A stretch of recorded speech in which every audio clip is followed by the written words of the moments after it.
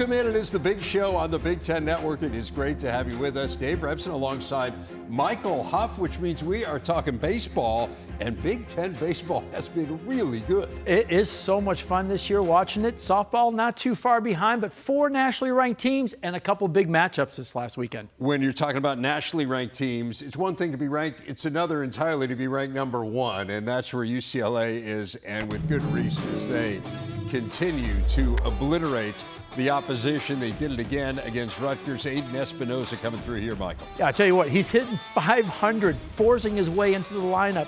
This is an incredible ball club from 1 through 9. On top 2-0, now up 5-0. Roman Martin gets all that one. Yeah, and no doubter, number 5 on the year, 27th consecutive win. That's just crazy to think about. That's wild. That actually ties the longest streak in Big Ten history. Illinois won 27 in a row in 2015. I mean, this team is borderline unstoppable. Give Rutgers credit. They took them to extra innings one game. On Friday, took them to extra innings. It took a masterful performance, 18 strikeouts by the starting pitcher for UCLA. But this really is a club that John Savage has clicking on all cylinders right now. And not just that great recruiting class he had 3 years ago, ranked number 1 in the nation, but when you can bring in a few transfers like Will Gasparino from Texas, 6'6", and hitting home runs after home runs, and then Logan Redeman, the right-handed pitcher, 18 strikeouts on Friday. You're building on an incredible ball club that got to the College World Series last year. They're going to do it again this year. I mean, we got through that entire comment. We didn't even mention Rock Chalowski. Yeah, well, working for the White Sox, there's a lot of talk about Rock Chalowski. We get the first pick this year. It's very fun talking about him. It's just a team that's good at everything. They're top 5 in the nation in ERA, top dozen in the nation in on-base percentage. So, I mean, you look at offense, defense, this is the complete package. This could be a national. It's such a complete package. You think about the fact that Landon Stump was starting on Sunday, and second worst ERA on the staff with only a 4.33, and he only went 7 innings with no runs. So when you have that type of arms and a lineup that can mash, it's a lot of fun. It's been a lot of fun for the Bruins and their fans. Now 33-2, 6 straight sweeps in conference play for UCLA. Let's move along to their crosstown rivals, shall we? The USC, they're ranked 14th in the nation, taking on Iowa, looking to finish off a sweep of the Hawkeyes. Cooper Schulte, though, gets Iowa on top early. Love it. Number 4 on the year for the young man, and Iowa has to be feeling good.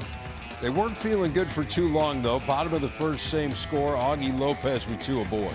I know. Bottom of the first, like you said. You thinking you're starting it off right, but guess what? Augie, not just on Sunday, had one on Saturday. 3-1 Trojans, and Isaac Cadena gets a hold of one, a 2-run shot. Also back-to-back games with a home run. 8-2 USC a winner as they finish off the series sweep. We were talking about UCLA and how great they are, and they're fabulous. They swept SC last weekend, and were it not for that, Michael, I mean, you look at, this was a team that started the year 18-0. Yeah, incredible. Their first loss to the Northwestern Wildcats. You think about the fact that right now they're sitting at 28-7 and got swept by UCLA earlier. Take those 3 losses out, you're 28-4, and right now they're ranked in the low teens. They're probably a top 10, maybe a top 5 team if Andy Stankiewicz somehow could have avoided UCLA earlier in the year. But Andy's got them playing the way he always does, playing hard, and they are doing so well with their pitching. They're second in the Big Ten in pitching right now with just over about 3.5 ERA. Only 1 player hitting over 300, which just shows you everyone is playing to their maximum capacity. Everyone is complimentary baseball, and they are finding ways to win day after day after day. And that pitching staff is great. Edwards, Scovell, I mean, that is as good a 1-2 punch just about anyone Exactly. has. Yes. And then Johnson, again, mid-4 ERA, which a lot of Big Ten teams would take, and he's your Sunday guy just because of those first 2 you talked about.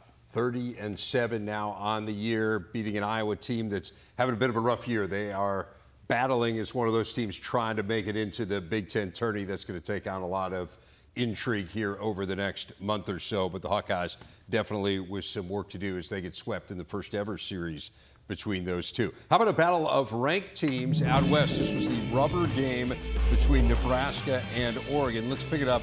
Top of the third, Huskers down 2-1. Jeter Worthley says not anymore. Yeah, and this is what Nebraska and Will Bolt has these guys doing. Again, they are playing all around solid baseballs. First in the Big Ten, 7th in the nation fielding percentage, but finding ways to hit and get guys in. Berkeley maybe is here with Oregon down 4-3. That stays fair, brings in a run. We are all even at 4. Now later in the inning, runner on third for Jack Brooks, and he rips one into left to bring home the go-ahead run, puts the Ducks back up 5-4. So now we go to the 9th. Devin Bell looking for the save, and he gets Worthley here. Yeah, and I tell you what, Jeter had a big hit earlier in the game, tying run on second base. This was a 2-1 series with two teams ranked 19th, 20th in the nation, and just what you would expect, whether it had been at Nebraska or at Oregon, fighting back and forth. And anybody could have been 3-0, anybody could have been 0-3, but just solid baseball played all weekend. First conference series loss of the year for Nebraska. We did not see Angel Laya in that highlight because we saved Angel. We gave him a whole section here. This freshman really hitting the ball well. 2 home runs in this game. Well, and that's why I know when you have 2 home runs in the game and your mom and dad are watching and you're not in the highlights, you're like, wait a minute, did I do something wrong? This is what is so impressive about Mark Wazikowski is that you can see how people, we see at UCLA, a couple transfers in to get them even further than they are good. But if you can find the right freshman, and this highly touted 6'3" lefty now has double-digit home runs, batting right around 300, and he's tied for second on the team in RBIs. So it can be both a part of the transfer portal, but if you can find those right freshmen that culturally are going to fit, that can mend and blend with that team quickly, you're not going to miss a step. And again, there's a reason Oregon's going to be ranked in the top 25 again, and there's a reason they're going to the NCAA tournament. Laya, top 15 recruit in the country, Southern California native. And they had to rely on the bats. I mean, give Nebraska credit. This Oregon pitching staff is so good, Mike, but Nebraska hit the ball well this weekend. Well, and Nebraska is number 1 in the Big Ten overall hitting, which is kind of crazy to think about because that's not typically what you think of a Will Bolt team. He's a little bit like the guys out in USC, Stankowicz's. They're going to fight hard. They're going to move the guys around. But this team, 1 through 9, Mac Moyer leading off, hitting 400. All he does is get on base. Case Anderson gets them in. I mean, it's a great club that they were able to kind of shut down and take 2 or 3 at home. Pretty cool to have 2 ranked teams going at it. First time Nebraska's been involved in a Big Ten series between 2 ranked teams in 11 years. So way really, too long. Really a big series out there in Eugene, and give the Ducks credit. They come out with the series win.